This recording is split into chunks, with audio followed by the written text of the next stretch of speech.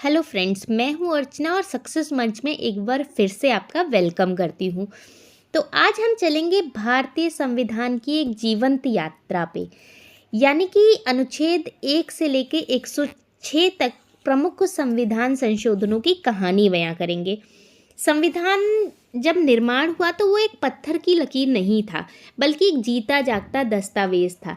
लेकिन समय के साथ साथ जैसे जैसे समाज बदला, ज़रूरतें बदली, हमारी आवश्यकताएं बदली, इसी तरह से संविधान को भी उसके साथ चलना पड़ा और उसमें भी काफ़ी बदलाव किए गए।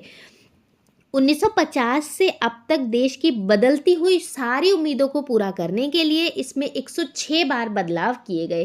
तो आज हम उसी पूरी यात्रा को एक साथ कवर करेंगे कि कैसे, कितने अमेंडमेंट, कौन कौन से अमेंडमेंट कब कब हुए और किस हिसाब से हमारी उस लाइफ पर इसका असर पड़ा। तो आज की पूरी वीडियो में पूरा ये खाका हम लोग तैयार करेंगे।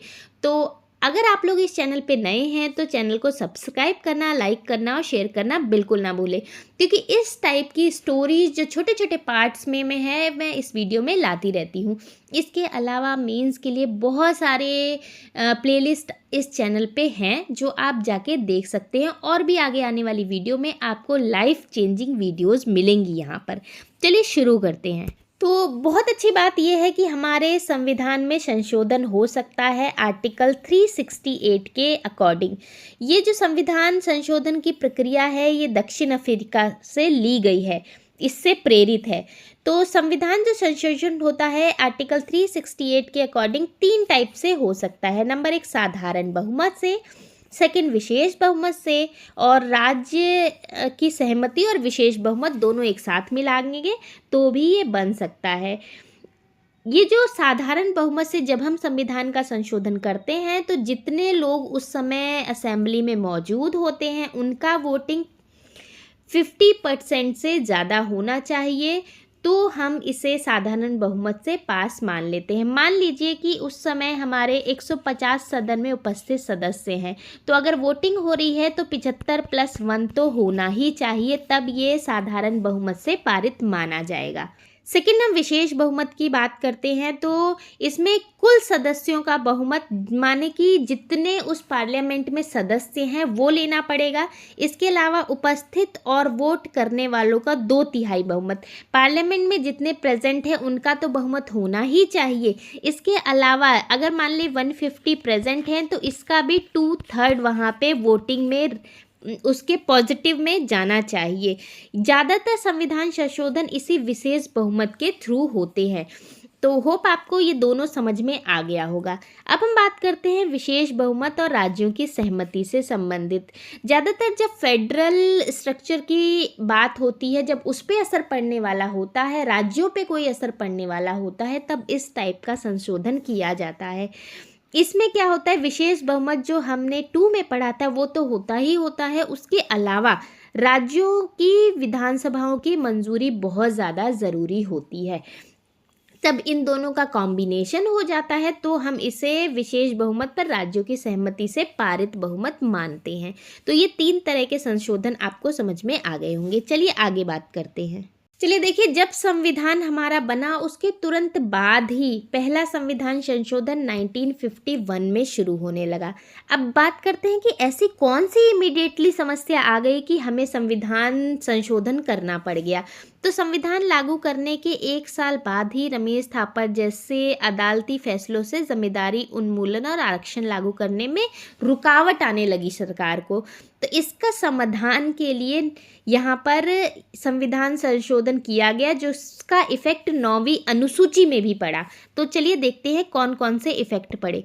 सबसे पहले 9वीं अनुसूची भूमि सुधार कानूनों को न्यायिक समीक्षा से सुरक्षा दी गई इस संविधान संशोधन के अंतर्गत। इसके अलावा आर्टिकल 15(4) में विशेष पिछड़े वर्गों के लिए प्रावधान किए गए, मतलब कि इसे आरक्षण का आधार बनाया गया। इसके अलावा आर्टिकल 19 के 2 में बोलने की आज़ादी पर युक्तियुक्त पाबंदी लगा दी गई। यहाँ पर मतलब रीजनेबल रिस्ट्रिक्शन लगा दिया गया, कुछ हद तक पाबंदी लगाई गई। और आर्टिकल 31A और 31B इससे ये यहाँ पर जोड़े गए, जिसमें जमींदारी उन्मूलन को सुरक्षा यहाँ पर दी गई।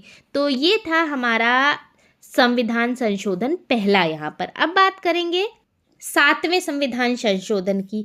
इसने भारत का हमारे नक्शा ही बदल दिया 1956 से 1962 के बीच में।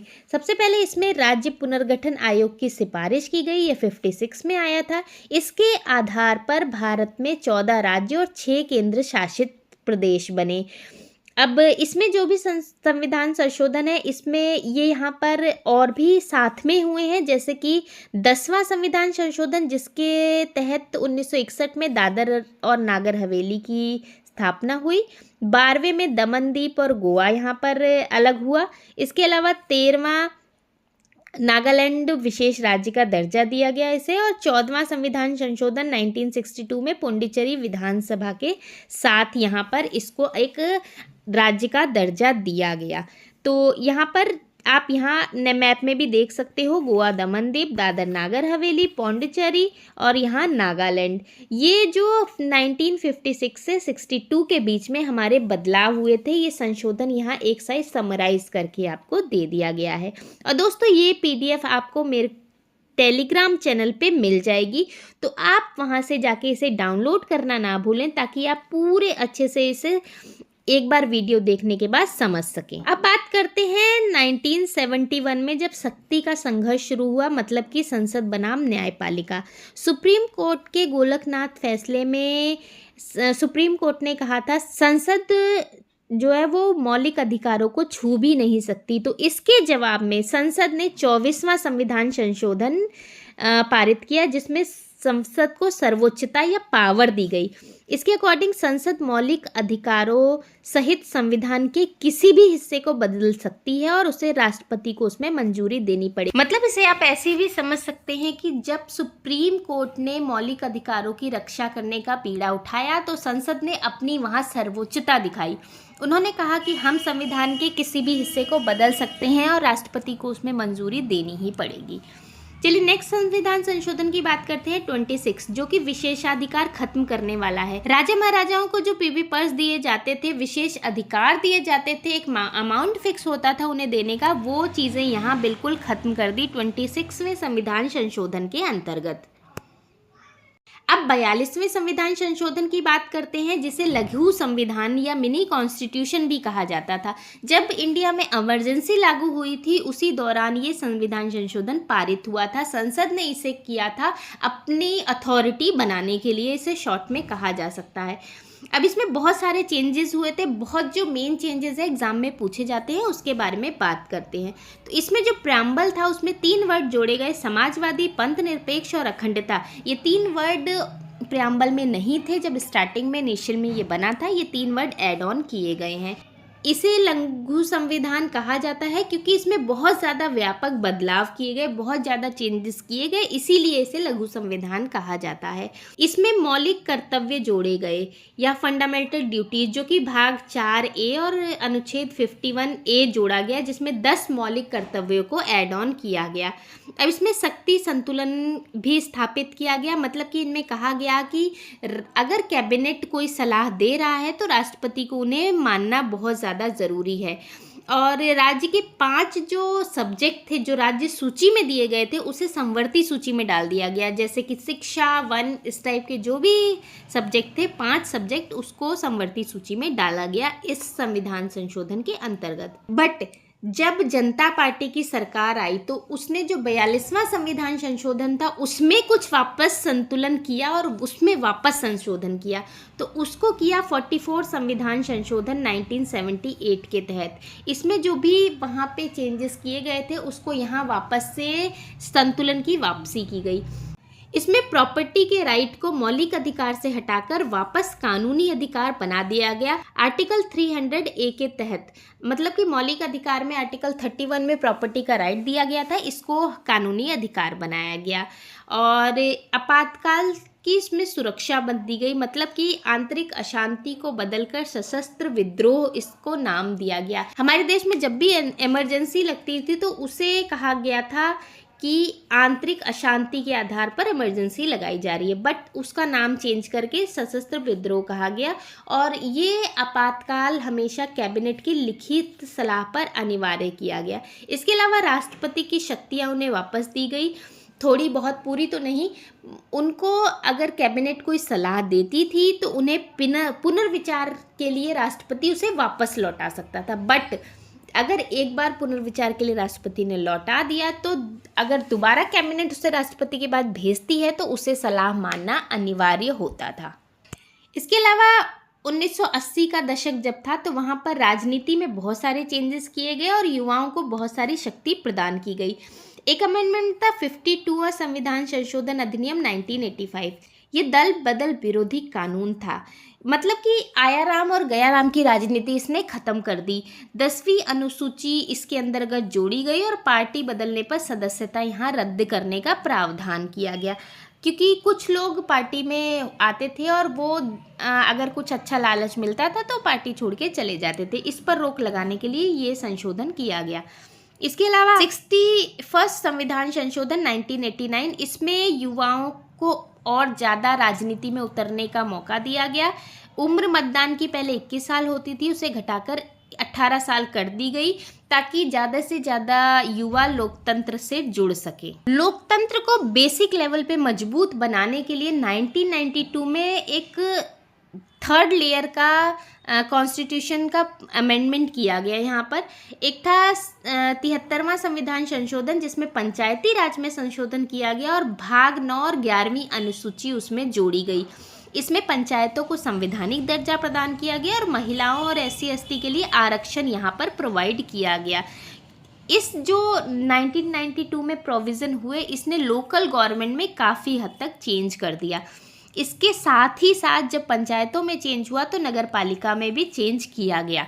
74वां संविधान संशोधन हुआ, जिसमें भाग 9A और 12वीं अनुसूची जोड़ी गई।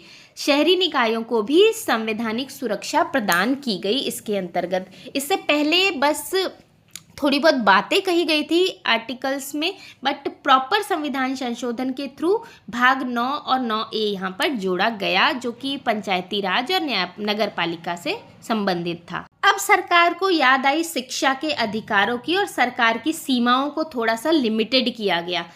2002 में 86वां संविधान संशोधन जो कि शिक्षा के क्षेत्र में आया, जहां पर 6 से 14 साल के बच्चों के लिए मुफ्त शिक्षा को मौलिक अधिकार बनाया गया आर्टिकल 21A के तहत। और इसी के साथ साथ 11वां मौलिक कर्तव्य भी जोड़ा गया, जहां पर कहा गया शिक्षा बच्चों को देना माता पिता का एक मौलिक कर्तव्य होना चाहिए। इसके अलावा 91 संविधान संशोधन 2003 में, जहाँ पे जंबो कैबिनेट पे रोक लगाई गई। इसका मतलब है यहाँ कि पहले क्या होता था कि जो सरकार होती थी वो अपने मंत्रियों को बहुत ज़्यादा संसद में हायर कर लेती थी, यानी कि लोकसभा और विधानसभा में। मंत्रियों की संख्या पर रोक लगाने के लिए ही ये संविधान आया, जहाँ 15% से ज़्यादा मंत्री नहीं हो सकते थे, चाहे लोकसभा में या राज्यसभा में। इसके अंतर्गत दल बदल के कानूनों को और भी ज़्यादा शक्ति से लागू किया गया। अब बारी आती है भाषाओं पे चलने की। तो भाषाओं का विस्तार किया गया 8वीं अनुसूची से। वर्तमान में हमारे पास 22 भाषाएं हैं। मूल संविधान में 14 भाषाएं थी हमारे पास, 21। इसके बाद हम भाषाओं को जैसे जैसे स्टेप में परिवर्तन आ गए, यहाँ पे हमने आपको दिखा रखा है। इसकी अगर आपको PDF चाहिए तो आपको टेलीग्राम चैनल पहले ज्वाइन करना पड़ेगा, उसके बाद आप उस पर जाके PDF यहाँ ले सकते हैं। यहाँ पर 21वां संविधान संशोधन हुआ 1967 में, जहाँ पर सिंधी जोड़ी गई। उसके बाद 71वां संविधान संशोधन हुआ 1992 में, जहाँ कोंकणी, मणिपुर और नेपाली जोड़ी गई। इसके बाद 92 संविधान संशोधन 2003 में हुआ, जहाँ पर 4 लैंग्वेज और जोड़ी गई, बोडो, डोगरी, मैथिली और संथाली। तो ये जैसे जैसे अमेंडमेंट होते गए हमारी भाषाएं 14 से 22 पर आ गई, ये इन अमेंडमेंट के थ्रू। तो ये क्वेश्चंस एग्जाम में बहुत ज़्यादा पूछे जाते हैं, तो इस टेबल के अकॉर्डिंग आप बहुत अच्छे से मेमोराइज कर सकते हो। चलिए बात करते हैं आर्थिक सुधार और सहकारिता के बारे में। तो आर्थिक सुधार के क्षेत्र या सहकारिता के क्षेत्र में 97 संविधान संशोधन 2001 में हुआ, जहाँ पे सहकारी समितियां, कोऑपरेटिव जो समितियां बनानी थी उसको मौलिक अधिकार बनाया गया आर्टिकल 19A1C के तहत। या पढ़ोगे तो 19 में बहुत सारे आर्टिकल दिए हुए हैं, उसके अंतर्गत 1C में इसको एक मौलिक अधिकार बनाया गया और इसी के साथ साथ एक नया भाग जोड़ा गया 9B। 9A पहले ही जोड़ा गया था, अब यहाँ पर 9B ऐड ऑन किया गया सहकारी समितियों से रिलेटेड। इसके अलावा जीएसटी से रिलेटेड 101वां संविधान संशोधन 2016 में लाया गया। इसमें थीम जो लागू की गई वो थी एक देश एक टैक्स। अप्रत्यक्ष करों का एकीकरण किया गया और जीएसटी काउंसिल का गठन भी इसी संविधान संशोधन के अंतर्गत किया गया। अब बात करते हैं सामाजिक न्याय के बारे में, जिसने नए आयाम जोड़े 2018-19 में। 102वां संविधान संशोधन 2018 में, जिसमें राष्ट्रीय पिछड़ा वर्ग आयोग एनसीबीसी को संवैधानिक दर्जा प्राप्त हुआ, जिसको जोड़ा गया आर्टिकल 338B के तहत। यहाँ ओबीसी हितों की सुरक्षा के लिए एक सशक्त कानून बनाया गया इसके लिए। इसके अलावा 103वां संविधान संशोधन 2019 में किया गया, जहां आर्थिक आधार पर 10% आरक्षण दिया गया लोगों को। अभी तक SC ST OBC का आरक्षण था, लेकिन जब ये 103वां संविधान संशोधन आया तो आर्थिक आधार पर भी 10% आरक्षण लागू हो गया।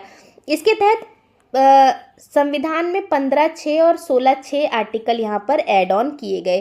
पहली बार आय के आधार पर कोटा यही 103वें संविधान संशोधन के तहत जोड़ा गया। अब तक आय के आधार पर कोई भी रिजर्वेशन नहीं था। अब बात करेंगे आरक्षण और राज्य के अधिकारों की, जो कि अभी लेटेस्ट 2020-21 में संविधान संशोधन किया गया। सबसे पहले 104वां संविधान संशोधन 2020 में किया गया। यहाँ SC ST सीटों का आरक्षण 2030 तक के लिए बढ़ाया गया और एंग्लो इंडियन का मनोनयन समाप्त कर दिया गया, जो कि राष्ट्रपति मनोनीत करते थे। वो चीज़ यहाँ पे बिल्कुल ख़त्म कर दी गई। 105वां संविधान संशोधन 2021 में किया गया। यहाँ राज्यों को अपनी OBC सूची बनाने का अधिकार वापस मिल गया। ये अधिकार ले लिया गया था, बट राज्यों को 105वें संविधान संशोधन के अंतर्गत ये अधिकार दे दिया गया। इससे क्या हुआ? इससे फेडरलिज्म की जीत हुई, मतलब कि राज्यों को भी बराबर अधिकार है अपनी चीज़ों को प्रेजेंट करने का। अभी लेटेस्ट अधिनियम जो अभी आया है, नारी शक्ति और भविष्य, मतलब कि वुमेन्स के लिए ये नया अधिनियम आया, 106वां संविधान संशोधन अधिनियम 2023। इससे आप लोग बहुत अच्छे से परिचित होंगे, नोन होंगे। नारी शक्ति वंदन अधिनियम, लोकसभा और विधानसभाओं में महिलाओं के लिए 33% का आरक्षण किया गया। परिसीमन के बाद ये चीज़ लागू होगी। जब परिसीमन आ जाएगा नया लोकसभा और राज्यसभा के लिए, उसके बाद ये संशोधन लागू होगा। तो यहाँ पर जो हमने अभी तक बात की फर्स्ट संविधान संशोधन से लेके 106वें संविधान संशोधन के तक, तो हमें ये चीज़ बहुत अच्छे से समझ में आ रही है कि हमारा जो संविधान बनाया गया था, कॉन्स्टिट्यूशन जो हमारे नेताओं ने, वो बिल्कुल भी स्थिर नहीं है।